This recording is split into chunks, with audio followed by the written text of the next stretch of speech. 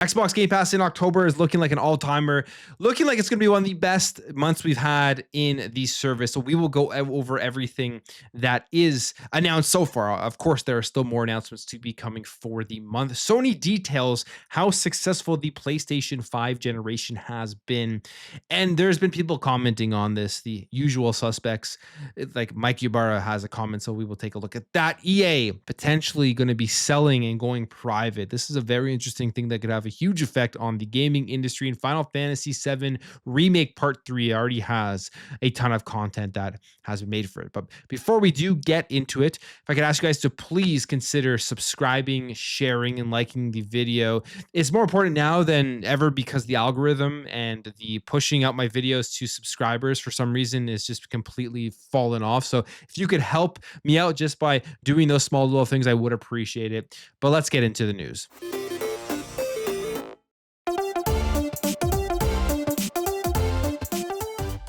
So Xbox Game Pass in October is going to be phenomenal. Right off of the top of my head, you can think about the big first party titles that are dropping from Xbox themselves, with Keeper, which is coming from Double Fine, and then you also have Outer Worlds 2, which is dropping, and then you also have their partnership game that they did fund and help work with through the Xbox Global Publishing, which is Ninja Gaiden 4. Now, they didn't directly develop that from their first party studio, but it is dropping into the service day one. So those are games that are coming over, but here's everything confirmed on top of those games that I've already mentioned. It's looking like a great month. You have October 7th. You got two games here, Little Rocket Lab and SOPA. Little Rocket Lab is like a life sim where you're trying to build up a rocket and save your town. SOPA here is an emotional narrative adventure. You actually are going into a pantry, you get a potato, and then you're taken to here, they say, the depths of South America, and you're going through a narrative adventure. So that could be a cool one for some people. Ball X Pit, which is one that I've talked about multiple times on this channel that I'm actually very excited for. It looks really fun. It's a smaller indie game, but basically it looks kind of like a tower defense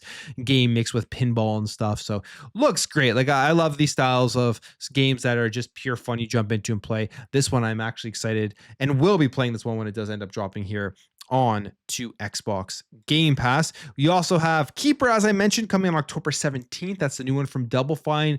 You're like a lighthouse, looks like a puzzle game. We haven't seen a game from them in a while, so it's very cool to see that they are finally putting out a new one. Ninja Gaiden 4 on October 21st. I love the Ninja Gaiden series, so this is one of my most anticipated games being developed here with Team Ninja and Platinum. And I feel like Platinum is probably doing the most of the development, but it just looks so good from everything that we have seen about it. I can't wait to jump in and play Ninja Gaiden 4 when it does drop on the 21st. You got Bounty Star here, which is another one that it's like a mech style of sim game, life building sim, mech combat and stuff like that.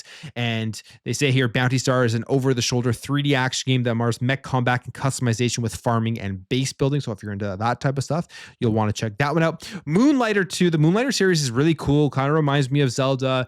You have the similar combats of the kind of newer 2.5D Zelda games, the puzzles as well, and the graphical style. So if you like the Moonlighter series, this one here is also dropping on October 23rd. Outer Worlds 2, what more to say about that game? Looks phenomenal. We've seen so much about it, coming on October 29th. And then Terminal Brigade, which I believe is a third-person looter shooter co-op style game. I've jumped into it recently on PC because it has dropped onto PC, but it's coming over to the console on October 21st. And it's fun. I mean, the game feels good to play. I've enjoyed what I've played so far, but if you don't have a PC that can play it, you're going to be able to get this thing on the console. So that is the October games that we know so far. And imagine there's more things coming. I mean, there's still 2 announcements. You get bi-weekly announcements for Game Pass. But alone with Ninja Gaiden 4, The Outer Worlds 2, Ball, X-Pick Keeper, like, it is just an insanely stacked month here as we look forward to close out the end of this year with October. And then November, there will be Call of Duty. And I wonder what's left in store for us in December. A phenomenal year for Xbox and Game Pass. In October, it looks like is going to be one of the best months of the year. All right, as you know, this generation has been a defining generation in many ways. One of the major things has been games going multi-platform that were previously exclusive. PlayStation has done this. Obviously, Xbox has done this. PlayStation putting their Game games on PC has been a major contributing factor. The other big thing I would say is just the increase in subscription service, the changes to subscription services, not only from Xbox Game Pass taking off and them making that better and better, but also PlayStation Plus changing and it actually getting better. All of this makes the PlayStation 5 generation the most successful PlayStation generation ever, with 136 billion in sales so far. They put out this is Hideaki Nishino, their presentation for the Sony Game and Network Services division, which does include Sony Interactive Entertainment, has generated 136 billion in sales during the PS5 generation so far. And they say here that in comparison, from 2013 to 2019, the Game and Network Services made 107 billion, which would be the PlayStation 4 generation, and the PS1 made 24 billion, the PS2 made 44 billion, PS3 made 71 billion. So it's continuously gone up each and every generation, and now the PS5 is on top at 136, and it will continue to make money. They do mention here as well that this includes sales during the PS5 generation that continues the PS4 cross-gen hardware and software sales that would be included in that as well.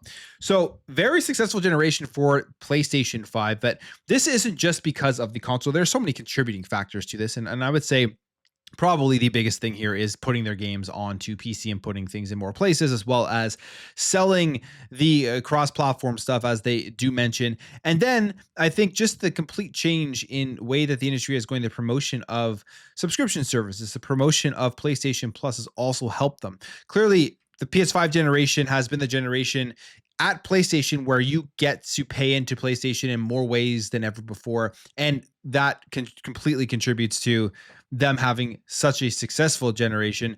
The other thing that I think this really does show more than anything is that the exclusives don't matter. It's kind of irrelevant because if you take a look at the exclusives this gen comparatively to other generations, I would say as of right now, this is probably one of the weakest PlayStation generations in terms of output of the exclusives.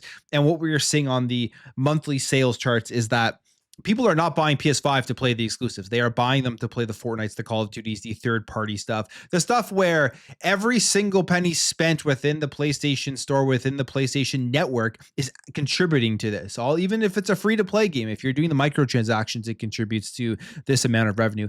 And they know that's where they have to make their money, which is a reason why they were going so hard on the live service and multiplayer side of things. It just hasn't panned out for them. So we will continue to see this, I think, going forward, even going into next gen. I think the PS6 will make even more money than the PS5 generation. There has been some outspoken people on this, the usual suspects like Mike Ubar, who is really, in the last few days, have been saying some funny things here. This part here, first of all, this is only funny because it really shows, it's wild to me how somebody who is such a high executive does not understand what the gaming network and services segment of PlayStation does include, or maybe he's just console warring for the clicks and the likes and the people talking about it similarly to like I am right now. He says, but hey, the console market isn't a successful business. It is if you do it right. And the console market, we've seen the numbers as well, the stagnation of the sales of these specific consoles. The console market can be successful. It could be a part of a successful market when you're growing everything else around it that will help feed into purchasing and playing games through the console. It's not just because the PS5 is selling well that this is hitting these milestones. The other thing is, you could tell he's definitely just kind of contouring a bit here, because someone responds, says, the bitter X, and he responds and says, your console is dead,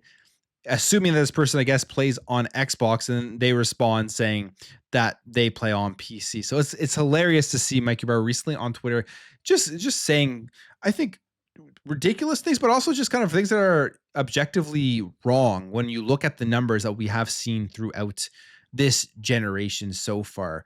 Even with his comments about Forza Horizon 6, pretending like the game is the strategy or the marketing for that game where it's releasing, where it was clearly cut out there that they were going to be releasing it on PS5 after, pretending like that wasn't clear.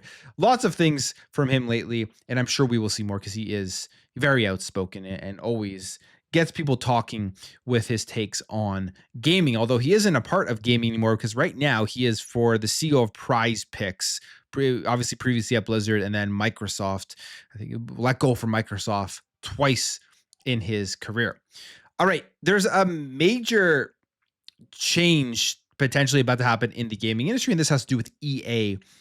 It looks like EA is going to be going private, and they're going to be selling to a backers, multiple backers, but one of the backers would be the Saudi Arabian investment fund, which could change a lot, moving away from being having to answer to shareholders and then moving into private. It could change the way that they do make games or things that they do focus on, but who knows? We don't know until this sale does happen if things will change. But we have this report here that Electronic Arts reportedly close to going private in a $50 billion deal. Backers include the Saudi Arabian PIF.